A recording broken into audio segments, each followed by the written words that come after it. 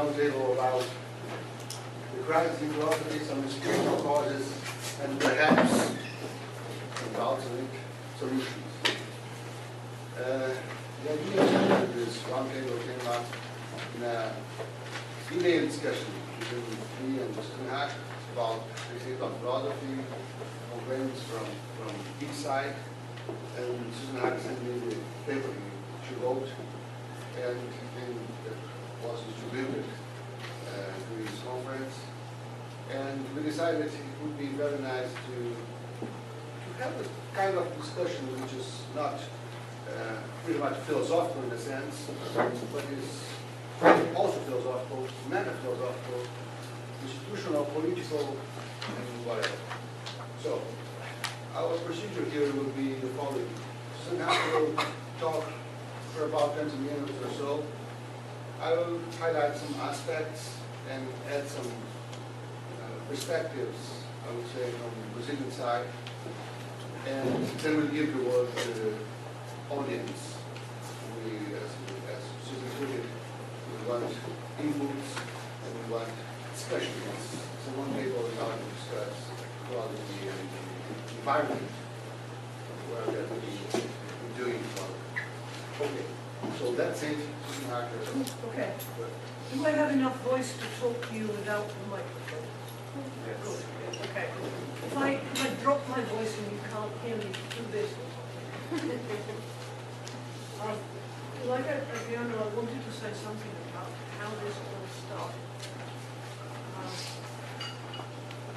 The discussion between us began when, after my manifesto of the passion of the moderate published Portuguese last year, a journal called Filosofia conducted an interview.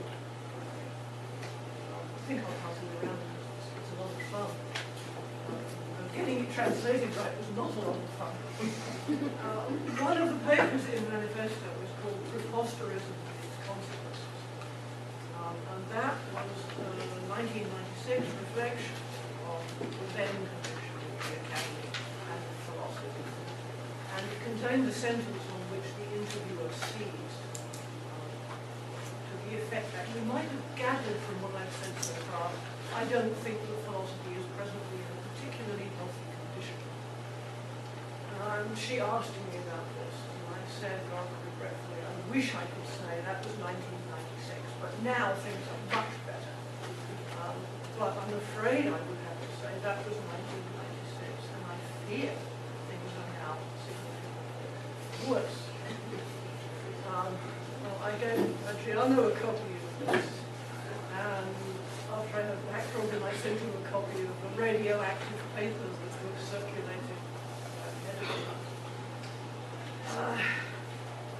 That paper really is radioactive, by the way. It was written with the invitation to the editor of the new journal of ethics. And as I always do when I'm invited to write a paper, I reply that my conditions are I keep the rights, and you leave the paper alone. If you don't want it, you don't want it, but I don't want you messing with it. I have a style. I should have known that this would end in tears. It did. Never mind, the paper just appeared in Chinese. Well, everybody can read it. Everybody. Exactly. Though there is, of course, a moral to this story about the fact that it's of interest in China. In the 1996 paper, I quoted Roger Bacon, who was, I think, extremely sure about civilization and its weaknesses. He writes, there are four chief obstacles to grasping truth, which hinder every man, however learned, and scarcely allow anyone to win a fair fight of life. Namely, submission to faulty and unworthy authority, influence of custom, popular prejudice, and concealment of our own ignorance, accompanied by ostentatious display of our knowledge.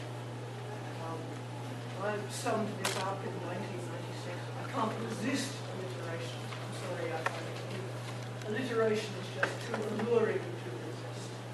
Bad fashion, obfuscation, and fear of offending the influential. I think this is just as true today as it was then. In fact, I think it's more true today than I thought it was. I've made a list of the things that seem to me to be deteriorating about the condition of our fashion. And I realised last night that there was something missing from this list, so I put it first, and to commend Professor Rodrell for not committing this sin. Philosophy seems to me to be becoming increasingly ahistorical, increasingly unconcerned about where the ideas came from. So that I hear lengthy and impassioned discussions of epistemic contextualism, where David Annis's name is never mentioned. He's not one of the laws. And so on, and so on. I tell in the paper the story of a graduate student who told me, in all seriousness, so far as I can tell, that what he had been told was that there was nothing worth reading published before 1994. My God! The very idea that the entire history of philosophy up till then is worth less than whatever has happened in those years since. This is simply bizarre, but he was serious. If I asked him to read something written before 1994, I'll tell you, why should I read that? All right. I see philosophy as increasingly self-absorbed, increasingly self-referential, detached from other disciplines in a way in which I don't remember it being very much. I'm sure there will be discussion about experimental philosophy. What follows, I want to try to do that. Splintered into specialized subfields in a way that I think is devastating to the enterprise. I think that each area of philosophy spills into others, and if you confine yourself to one, you're in trouble. I'm especially disturbed by the little cliques that I see, at least in the States, which are defined not simply by their area, but by the approach that's taken to the area. So that the reliabilists talk only to reliabiliists, and the feminist epistemologists only to feminist epistemologists, and so on, so that there's no cross-fertilization. I'm disturbed by the rise of what a Czech friend of mine charmingly described as citation cartels, where X refers flatteringly to Y and Y to X, and so on. I'm very disturbed by the influence in the United States. The concern everybody has, almost the obsession with the rankings of philosophy programs, in which, frankly, I put no stock at all. And I'm disturbed by the way that people's work is judged, by where it's published. That's a prestigious journal. That's a prestigious press. Oh, he comes from a prestigious department. I sometimes think if I hear the word prestigious one more time, I will throw up. Because does nobody remember the origin of this word? It has the same root as prestidigitation, conjuring. In Out of Step, I tried to get some intellectual grip on my unease. What's going on that's bothering me? Can I articulate it? And I did essentially two things. One was to list the virtues I believe are needed to do the kind of work that we're entrusted with responsibly and well. I'm sure this list is not complete.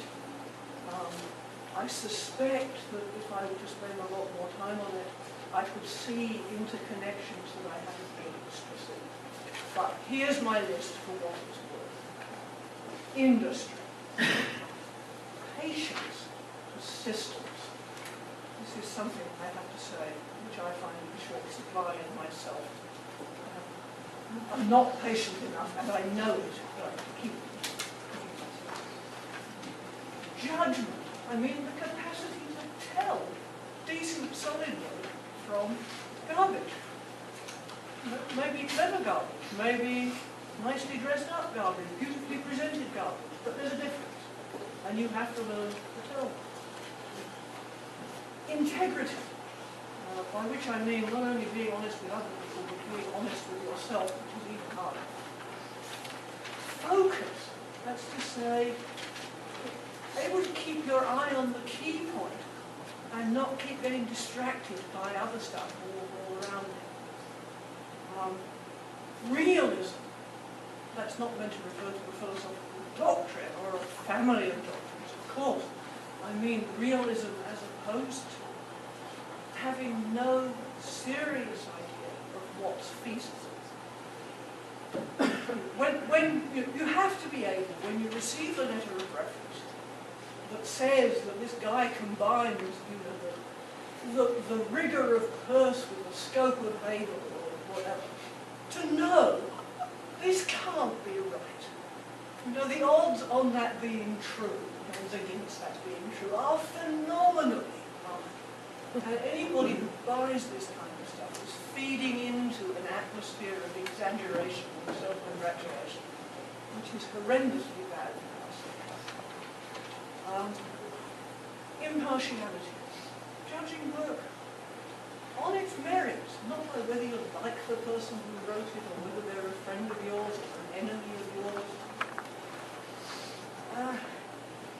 Consideration. This seems to be an awfully short supply in our profession. Other people's time and effort and energy is worth something. And editors in particular these days seem just to disregard it. They will waste your time saying, okay, you must give us the paper by such and such a date. And then you hear nothing from them for 3 years about the progress of this project. And of course, courage. That means you have to be able to say, I'm sorry, I don't see it. Or, I'm afraid I disagree. Even if what you're disagreeing with is very fashionable and everybody else gets it all. Now why did things get so much worse? I tried all kinds of conjectures. I'm getting older and I'm sort of turning sour. Well, maybe, but I don't think so. When I find good stuff, I still get terribly excited. Analytic philosophy is, I hate this term of phrase, but what else can I say? A paradigm close to exhaustion. Well, I think maybe there's a tiny grain of truth in that. It's quite tiny. And eventually the thing that came to the forefront of my mind was this. There's something about the environment in which we do our work which has changed over the years that I'm worrying about, at least in my part of the world, and which I think is contributing seriously to the erosion of those virtues. And I will just run through my list quickly. I don't want to take too long. I don't know if this is true, but we have seen in the English-speaking world the rise of a whole new class of professional managers of universities. Perhaps they were once academics, but perhaps they were once politicians. If they were academics, they never intend to do academic work again. They are now professional managers. The number of such people is growing exponentially. When I arrived at the University of Miami, the College of Arts and Sciences had a dean and an associate dean. It now has a dean, 3 senior associate deans, and more associate deans than I can count, and numerous assistant deans, and all of these have their own assistants. Similarly, in the law school, initially it had a dean and an associate dean, and now it has a dean and I think 4 associate deans, one of whom has the astounding title Associate Dean for Administration. No idea what that means. And I'm told, I think it's reliable information, that at Arizona State, which is the university where this process has taken the greatest leap forward, more than 50% of the employees of the university are now administrators. I'm kind of another. We're not quite at that point with obvious approach. There is, of course, in part of the consequence of this, increasing pressure to publish. And it just goes further and further down until now graduate students are supposed to publish.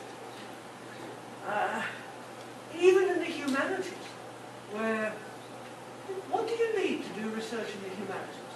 Time and peace of mind. That's all. But getting grants for research projects is somehow enormously important. It's more important whether you got the grant than whether you actually did anything while you had it.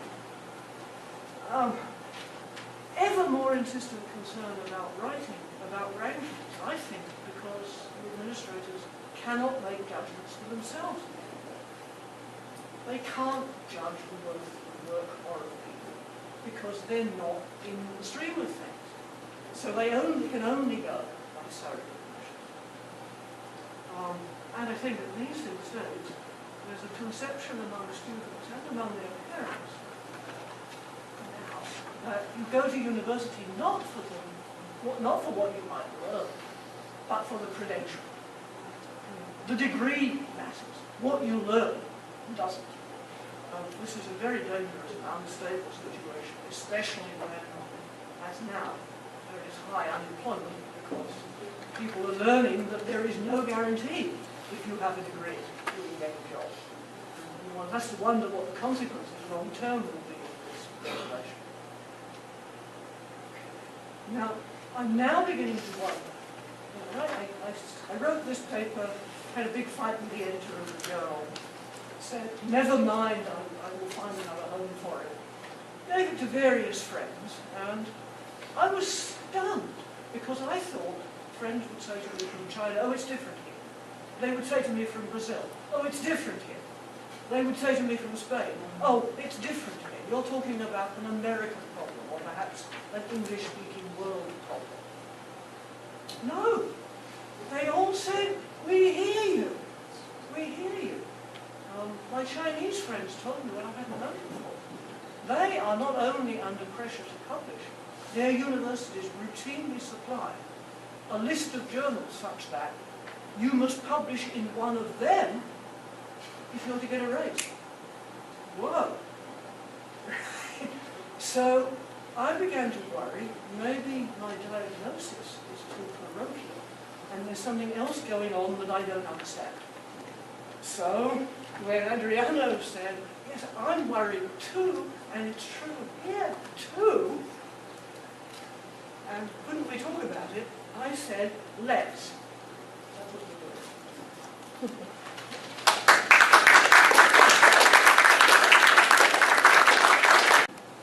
Figure out lots of examples of things Susan has been describing in this small talk. But also the questions why is this happening? And I thought we could separate different aspects of the problem in order to discuss it better and to try to understand why. So that's what I'm going to do in the next few minutes. I think we have one issue, which is a moral issue. And about that issue, Susan is very strong, and I think it's a very important point. And I would describe it in a concept. And the concept would be intellectual honesty. And in fact, it's a virtue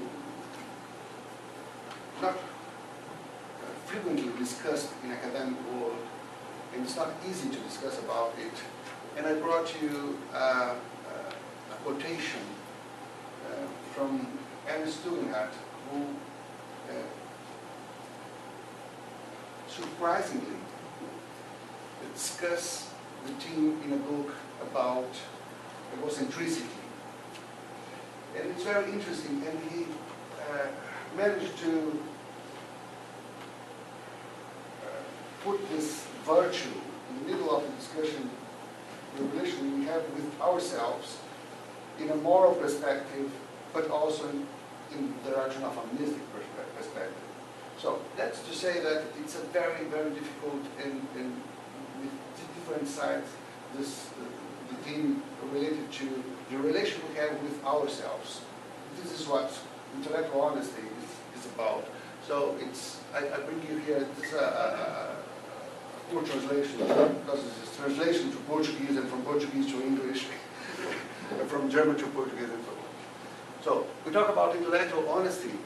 When a person does not want to know more than he knows, and when he tries not to consider their opinions more informed or justified than they are. This way of being then is what Nietzsche formulated in a more simplified way as the will to truth. I believe this act should be seen as when one wants to do something good and do not let himself be swayed by the approval or by the opinions of others, but questions himself independently. How can he do what he does the best possible way?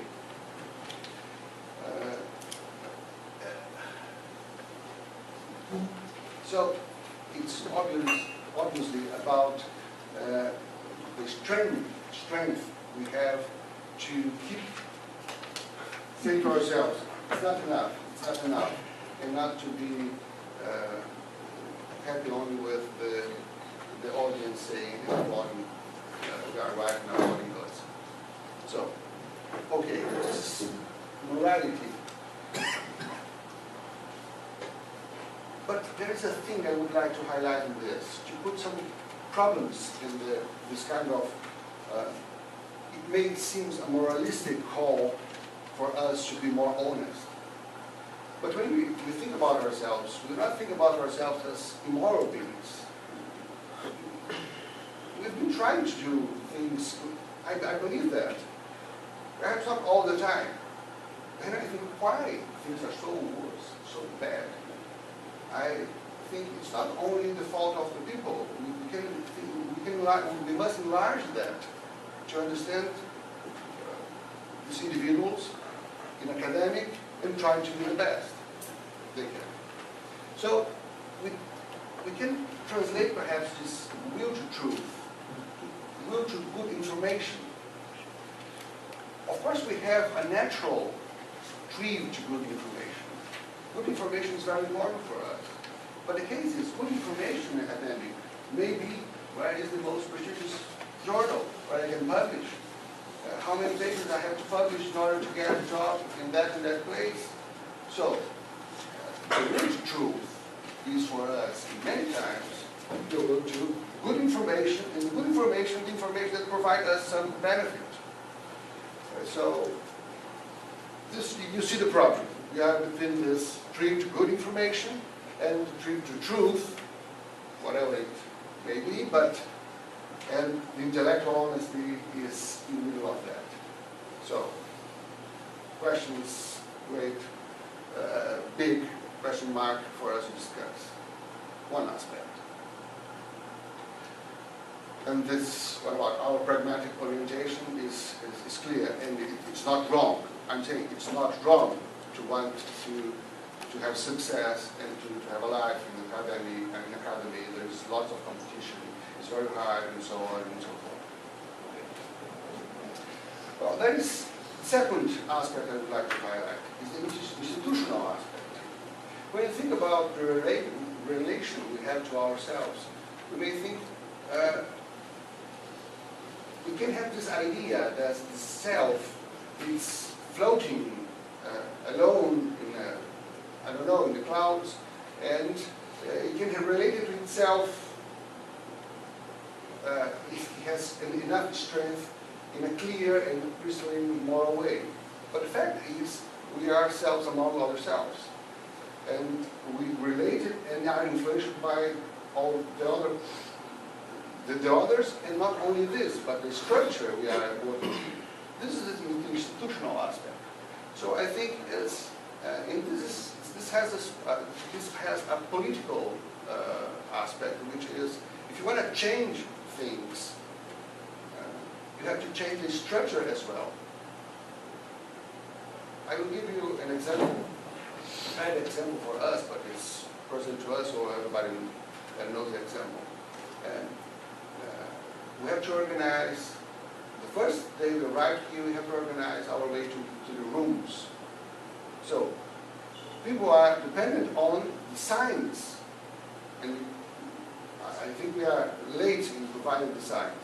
So, people are not, it's not their fault they could not reach the rooms. The structure was not well organized in order to put people where they want to be. So the structure is a very important point when we think to change things, and we may not be naive in the sense that I would ask people to change themselves, to be more honest, and everything will change. There is an institutional aspect, and if we want to change that, we have to be concerned about the institutions we are in. And in that point, there is a very interesting contrast, but also similar aspects between us and what Susan is describing. So this is the institutional aspect means for us career, publication, evaluation, not in the sense that we have to be more intellectual honest, but we will be evaluated, and people are evaluated badly, and so on and so forth, and everything, and administration as well. Of course, perhaps it's too much administration, but we suffer here in Brazil from bad administration. Not in the sense perhaps too much administration, but only incompetence, completely incompetent. They're not competent to run the job of teaching people and producing science and things like that. And of course, institutions. They have a life for itself. It's terrible. And finally, the epistemic aspect, which is the one point that put us very close, is my concern about the future of philosophy in this context of, in the context, I use this concept, I don't know if this is the best, but it's to relate philosophy and other sciences. And I think Susan is absolutely right about this self-referential sequence of philosophy.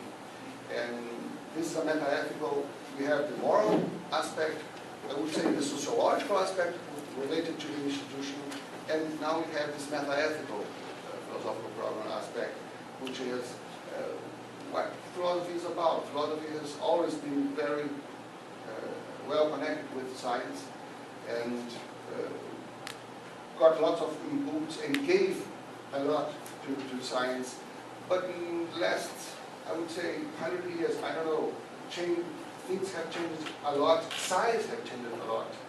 And our place in that universe is, it's not clear. It's not clear to me anymore. And what I'm seeing right now is that there is a change in the horizon. We are in the middle, and it's very interesting. It happens not very often, but there is a changing coming up. When we see in Europe, I'm saying from what I know, chairs has been solved, and things in philosophy became more and more difficult from the end of the 90s.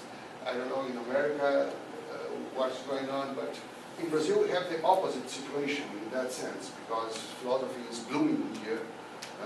Perhaps too much, but that's another point. But anyway, it's blooming. So what are we going to do? Where we will be in 20 years? Philosophers working with other scientists and doing what we do, what do we have to know to work in philosophy in 20 years? So this is also an aspect, and a very important aspect. So philosophy and science. And finally, some few words about Brazil.